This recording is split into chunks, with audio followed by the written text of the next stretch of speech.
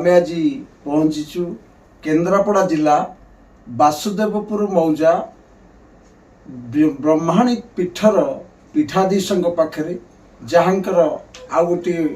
अन्य परिचय होउची से सारा ओडिशा रे भागवत महामंच करी भागवत विशारद भावे मालिका विशारद भावे सारा ओडिशा रे परिचित तांकर निकट आम आज पहुँचु तांको आज आलोच्य विषय तांको आज आम पचारिबा मालिकार अर्थ कौन मालिका संपर्क कथा पचारिबा भागवत संपर्क कथा आलोचना करी तांको बुझिबा एवं बहुत शिक्षण कथा से आमको आज परिप्रकाश करेंगे। बहुत अभिज्ञ पुरुष तांको निकट आम आज पहुँचु। आज्ञा आपणकर नाटा टी कहे। जय जगन्नाथ। मु तपन बाबा माँ ब्रह्माणी पीठर पीठाधीश केन्द्रापड़ा जिला वासुदेवपुर ग्राम मोर आश्रम। तो आज को 45 वर्ष हेब माँ ब्रह्माणी दुर्गा आविर्भाव थिला। यही बाहुड़ा दशमी रे आसुची बाहुड़ा दशमी माँ जन्म उत्सव मध्य पालन करा से दिन मु पछकू फेरिनी। माँ को नाम रे अनेक अनेक कार्य करी चली एवं मध्य 5 वर्ष 6 वर्ष चली श्रीमद भागवत महामंच ओडिशा नारे एक संगठन बा अनुष्ठान गठन करी ताको आईजा रे कटक रे रजिस्ट्रेशन करी ऑल ओडिशा बेसिस रे 14टा जिला को 526 खंड भागवत महापुराण जहाँकि एक खंड प्रति 500 टंका 480 टंका व्यासासन मध्य 526 खंड व्यासासन उत्तरीय ये सबु जिलार 14 जिलार अर्थ आपणकर संबलपुर धनकौड़ा किंबा बरगड़ राणीशेट्टी मंदिर सिमेंट नगर एमती अनेक स्थान केते कहबी एवं जाजपुर रसुलपुर मेलनपड़िया आपणकर जगतसिंहपुर कटकर नियाली अड़ेसपुर एवं आपणकर तुंडा मागुराकुद श्रीराम मंदिर तो अनेक 14टा जिले में ये भागवत पुस्तक बंटन करी भागवत टुंगी मानक मोर संगठन कर चली। आपण ओडिशा भागवत महामंच करी जनमानस रे भागवतर प्रचार प्रसार करुचंती। मोर आपण को गोटे सान भाई हिसाब रे गोटे प्रश्न मन रे आसी जे भागवत कहले सर्वश्रेष्ठ ग्रंथ ओडिशा तो से भागवतता शरीर तत्व रे भागवत ये शरीर एक भागवत बोली आगे आमको समक्ष धारणा देले आम जनमानस को जनवा तो भल हम तो से भागवतर तात्विक अर्थटा कौन? जय जगन्नाथ। सुंदर प्रश्न ना कले जो पृथ्वी आप तेज वायु आकाश ये शरीर को आम एकादश इंद्रिय बोली कहचे। एकादश इंद्रिय कौन? इंद्रिय कौन आगे जानवा दरकार। इंद्रिय क्या कहती? इंद्रिय मान इंद्र ताक स्त्री सची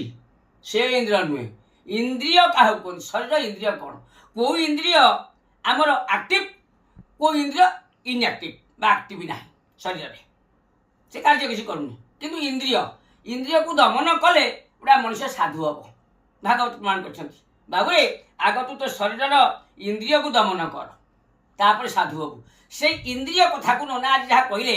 जे पचारे जे भागवत एकादश स्कंद तत्व कौन शरीर भितर एकादश स्कंद तत्व अर्थ आपणकर जमती आम 10म द्वार किणुचे गोटे द्वार छाड़ी दौचे 9 द्वार किणुचे कहीं ना एकादश स्कंद यार मत अच्छी कौन मत अच्छी देखु जो पृथ्वी आप तेज वायु आकाश ये जो 5टी रही भूत पंचभूत 5 पंचा 5 लेखा आनिबा 25 प्रकृति आनिबा। जदि शरीर भितर आमर भूत रहिले 5टी तार देवता केते से देवता भी अच्छा आम गोड़ बाले कहते विष्णु अब आउजन को प्रणाम करुचे आज्ञा प्रणाम से प्रणाम को सी नौ सी तो से पड़ी मर जीव ताल आम शरीर सकल घटे नारायण बसंती अनादि कारण तार नारायण कौन शरीर अच्छा पंचभूत रहिले 25 प्रकृति रहा प्रकृति क्या कहवा किए प्रकृति ना 5 मन 25 प्रकृति मध्य आप देखु आम प्रकृति बा इंद्रिय गण कथा कहवा इंद्रिय गण क्या कहती इंद्रिय कहले आपणकर आखि हूँ इंद्रिय काम कर आखिर पोक आसी बाजी जाऊँगी आम जापारना कि छा पता बुझी हो जाए छा बुझुची आपे बुझी दूसरी कारण कार्यकारी हो हाथ नाक पाटी लिंग जानू ये सब सब इंद्रिय नवद्वार क्या कहती वक्ष ये सब इंद्रिय ये जो 9टी द्वार बा 10 द्वार अच्छी गोटे द्वार को आम छाड़ी देचे से जावासिया कर बाट ताले आसूची के जाऊँगी के इंद्रिय बल ना आसूची बार जाऊँगी बार जावासिया कर बार आसूची कौन ना हन जाऊँगी कौन ना हंस एणु से हंस विषय आम आलोचना करवा इंद्रिय गुण कौन पान टिके भितर जा अपान उदान समान व्यान 5 वायु शरीर गठन हो 5 वायु शरीर अच्छी जितेबले पूरा कथा मोर प्रश्न उठे आम जब घरे ये शरीर गोटे घर शरीर कौन रही आम घर एणु शरीर यदि घर है आम घर गोटे किए पशि जाऊँगी कुकुरटी कि कौन गोटे जाति किसी कौन पशि जाऊँगी आम कौन करुचे पंचामृत करुचे ब्राह्मण को डाकुचे आप ब्राह्मण को डाकुचे से घी महू गुड़ सी आर पकई सब माने आप सब जिन पकई क्षीर बसा दही पकई पंचामृत करुच्ची कौन करुच्ची ना अपवित्र पवित्र सर्वस्मृत पुनरिक्याख्यम सर्वाभेद श्रुति कुसुम श्यामं पद्माख्यम कदम मानम कृष्ण ध्यायति नास्ति ओम शांति पकई चल ब्राह्मण पकई चल आम होगा आम घरटा शुद्धि होगा जदि ए घर भीतर जो पंचभूत कथा कहूँ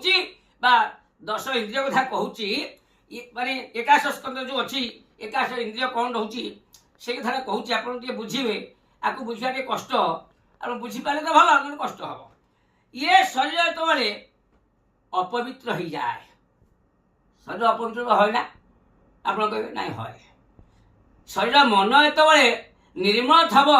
शरीर अपवित्र हुए मन निर्मल न मन जो कह पाप से तो शरीर छाए छाए अपवित्र हो जाए इंद्रिया सब निस्तेज हो जाती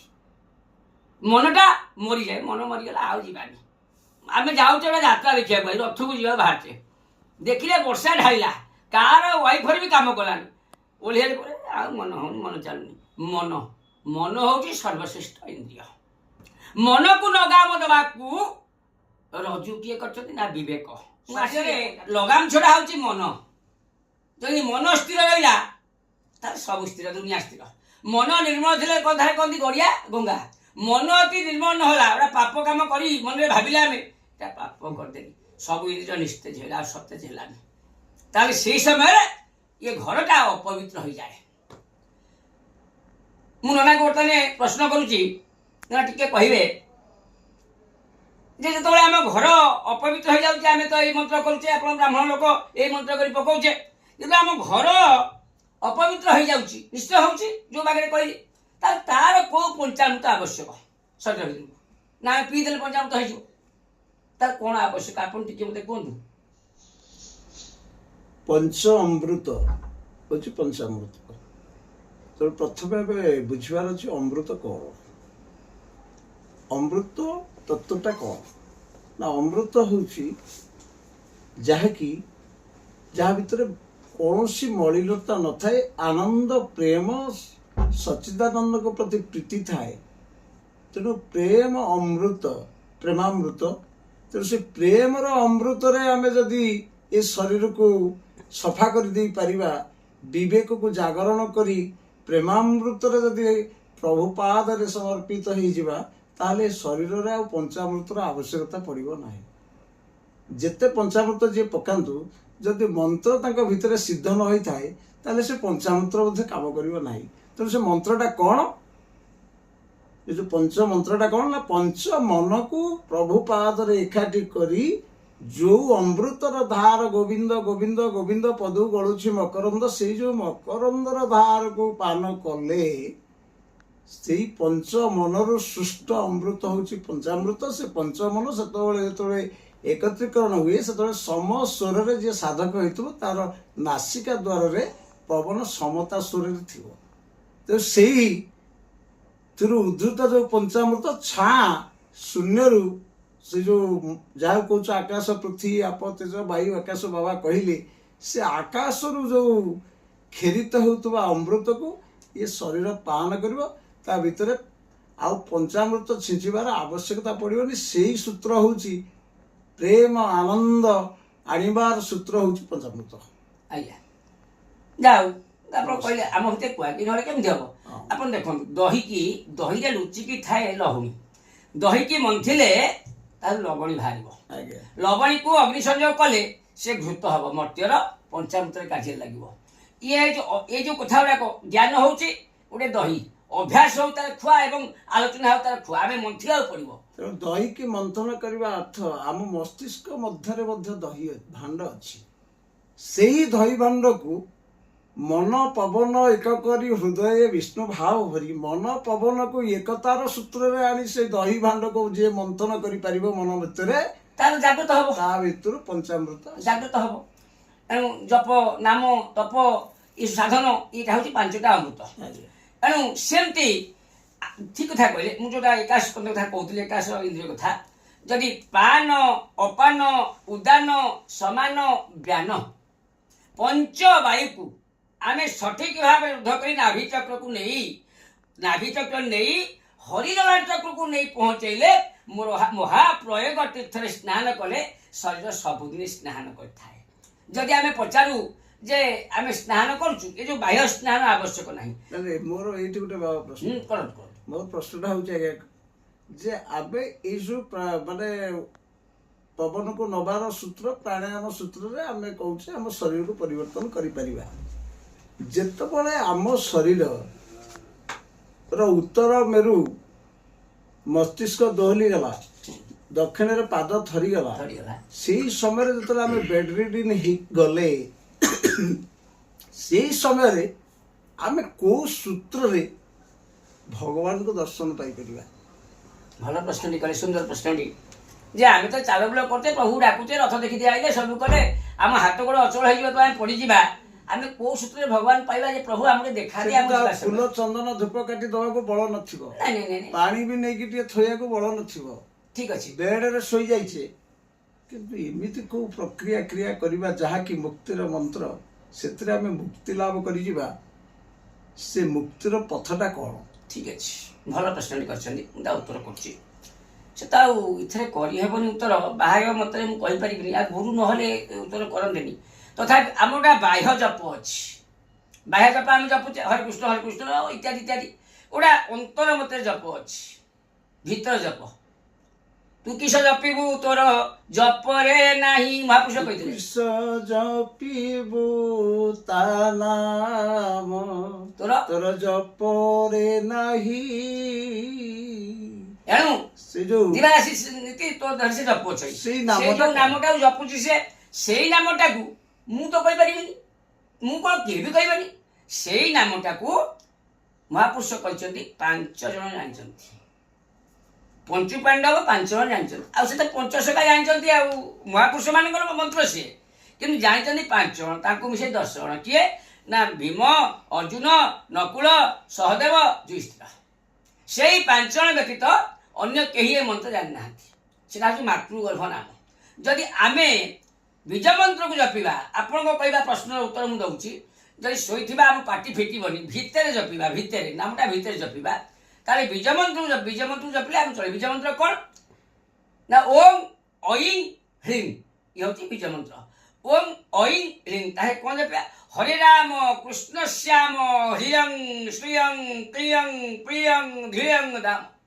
नंद कंद दीन धर्म साधु मधु नाम ब्रह्म ये हूँ महापुरुष नाम प्रकृत आक्षर का नाम हूँ यहाँ एकाश इंद्रिय कथा मुझे आलोचना करी ये इंद्रिय कहते ना जितेबाला पान अपान उदान समान व्यान पान कथा एकादश इंद्री जी एकादश स्कंद तारी ये तो पान अपान उदान समान व्यान ये 5 वायु रहा एवं ये 5टी इंद्र रहा गोटे इंद्र फांका रही जोटा को बांधिबानी आम 9टी इंद्र रखा ये हूँ प्रकृत एकाश इंद्रिय भागवत अनुजाई मुझे कहूँ भागवत कहले भाग जो कहते भाग भाग हो भाग करवा आप भाग किए हम आम जमाड़ी भाग करवा भागवत अच्छे भागवंटा या बांटी दि जाए क्या ये इंद्रिय गण को जे मन विवेक चैतन्य तीनोटी जिनिस शरीर में आविर्भूत अच्छा मन कहते मन लगाम छड़ा मन जो मन तो सब कहती मन कहती गाड़ीटा आनी ना ना पुरी जाने बुले मन कौन कौन मन कहती घोड़ा चढ़िया कि कर्म कहती तू बिजोड़ा अर्थ या तेणु मन तो सब कह ना किंतु मन को लगाम दवा को विवेक विद्यमान अच्छा जो विवेक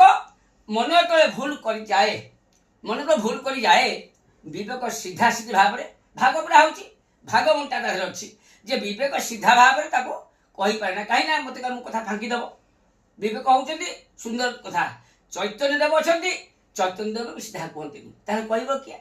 चैतन्य देव आग निकट को जाए ये कथा अरे भूल करदेला ना सी